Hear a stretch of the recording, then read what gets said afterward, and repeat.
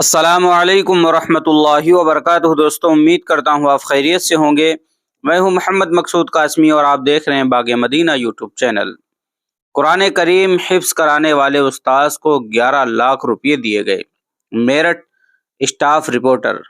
یقیناً قرآن کریم حفظ کرنے اور کرانے کی بڑی فضیلت ہے، جس کا اندازہ ہمیں اس دنیا میں نہیں ہو سکتا ہے۔ یہاں بازار والی مسجد پروا فیاض علی کے امام قاری محمد کلیم سیتامڑھی کو بچے کے والد نے 11 لاکھ روپے بطور ہدیہ دیے ہیں۔ ہاپڑ روڈ پر واقع اسٹار ہیریٹیج میں منعقد تقریب میں قاری محمد کلیم امام بازار والی مسجد پروا فیاض علی نے بتایا کہ ایک طالب علم جس کا نام محمد سعد بن محمد یونس باری ہے، جس نے تقریباً 17 مہینوں میں حفظ قرآن مکمل کیا ہے۔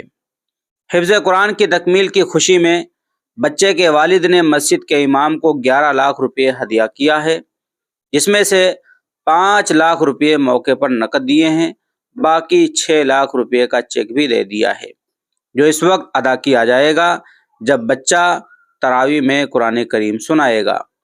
اپنے آپ میں یہ ایک اچھی خبر ہے کہ آج کے اس پرفتن دور میں قرآن کریم حفظ مکمل کرنے سے اس کے والدین اتنا خوش ہیں کہ بچے کے استاذ کو 11 لاکھ روپے کا ہدیہ دے دیا ہے۔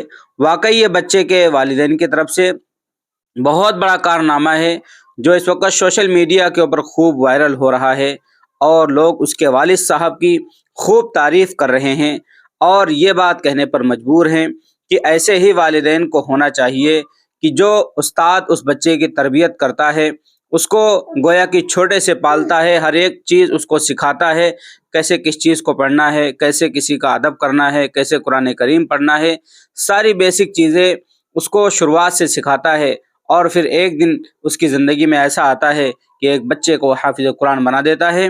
تو اسی سے متاثر ہو کر کے، خوش ہو کر کے بہت سارے والدین اپنے استادوں کو، جو اس کے بچوں کو پڑھا رہے ہوتے ہیں، اس کو کچھ نہ کچھ ہدیہ دیتے ہیں۔ کوئی تو عمرہ کرا دیتا ہے، کوئی حج کرا دیتا ہے، کوئی بہت سارے پیسے دیتا ہے۔ انہی میں سے ایک خوش نصیب اس بچے کے والد بھی ہیں، جنہوں نے ان قاری صاحب کو ماشاءاللہ 11 لاکھ روپے کا ہدیہ پیش کیا۔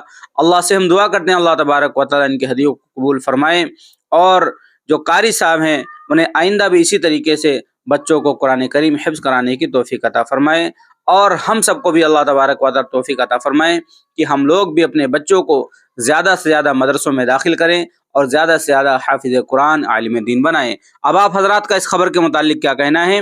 نیچے کمنٹ باکس میں اپنی رائے کا اظہار ضرور کریں، اور پہلی بار چینل کو دیکھ رہے ہیں تو سبسکرائب ضرور کر لیجئے گا۔ چلیے دوستو، پھر ملتے ہیں انشاءاللہ جلدی کسی نئے ویڈیو میں۔ السلام علیکم ورحمۃ اللہ وبرکاتہ۔